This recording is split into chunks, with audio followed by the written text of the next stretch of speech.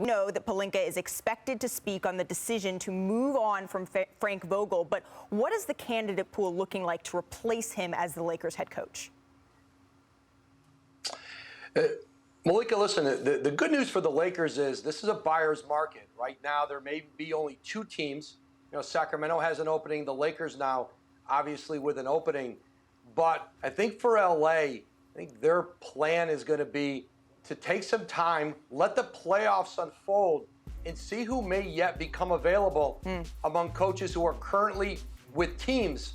And that includes the possibility of coaches who might get let go, coaches who get out of the playoffs, and may be available if the Lakers were willing to give compensation. But that's very difficult, especially with teams and coaches who are in better situations than LA right now. There's certainly an assistant coaching pool out there, of some significant candidates, but this is an LA team that is trying to win a championship in this window with LeBron James and Anthony Davis. And LA's going to have to take a very hard look at what they're offering in terms of not just money and years, but assistant coaches' salaries and autonomy. How much voice does the new head coach have in how things run in LA? Is that head coach going to be open to having front office executives in their coaching meetings, which is what has gone on in the Frank Vogel regime? That's certainly a non-starter for a lot of coaches in this league. So I think for LA right now, it is still the Lakers. There's still an aura about that job, but there's still a reality that the Lakers have to be willing, I think, as an organization to give more autonomy to the next head coach. And that's also going to include years and money, things they didn't offer the last time this job was open. Absolutely. Woj, please don't go too far because I do want to break down what we're about to hear from Rob Pelinka. Let's go to him live now. I had a chance to get with Frank Vogel upstairs in the meeting, and just want to thank him for 3 really strong years as the head of our basketball coaching department. We expressed gratitude for the 3 years of being able to work together with a capacity of trust and collective mindset and collaboration. And just let him know that it was a point in the Lakers history where we felt like it was time for a change in our leadership voice. And those are difficult things to do. And but Frank was grateful for the opportunity he had. And we had a conversation about how this is just an inflection point where he goes from being the leader of the Lakers to part of our legacy, and especially our championship legacy. So I would characterize it as a very open and honest meeting, and was thankful for the time with him.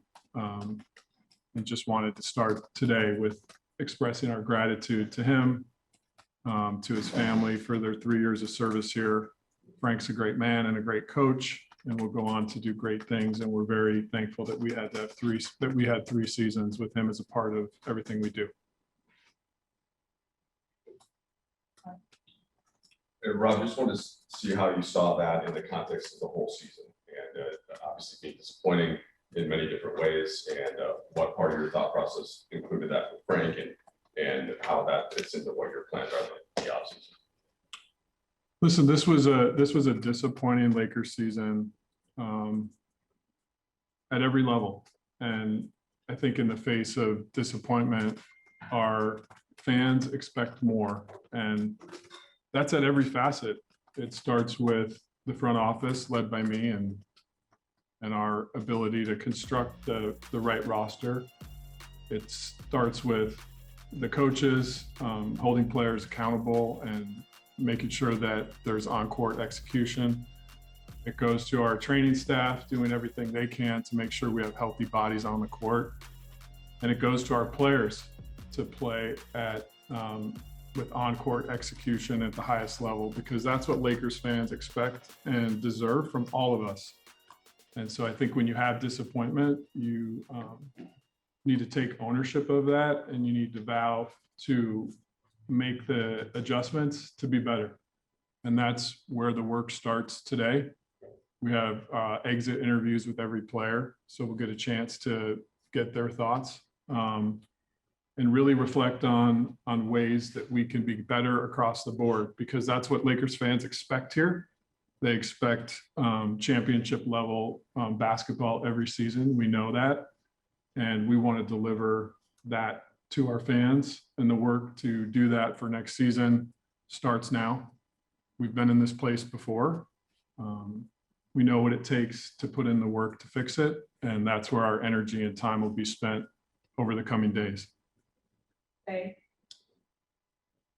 Yeah, Rob, so speaking of the accountability piece,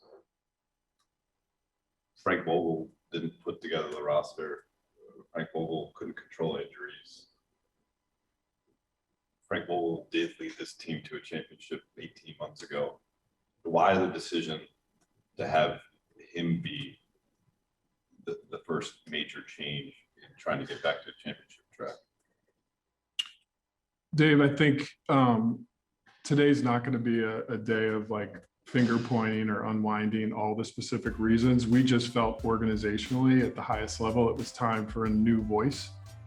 And those decisions are made at the very top level in a collaborative way by our basketball operations department, and ultimately with Jeannie and Tim and the leaders of our organization. We just felt like it was time for a new voice. And that's not to say anything against the incredible accomplishments that Frank Vogel's had. He was a great coach here, and he's going to go on to be a great coach somewhere else. We just felt like it was time for a new leader, and that's why we made the decision today that we did.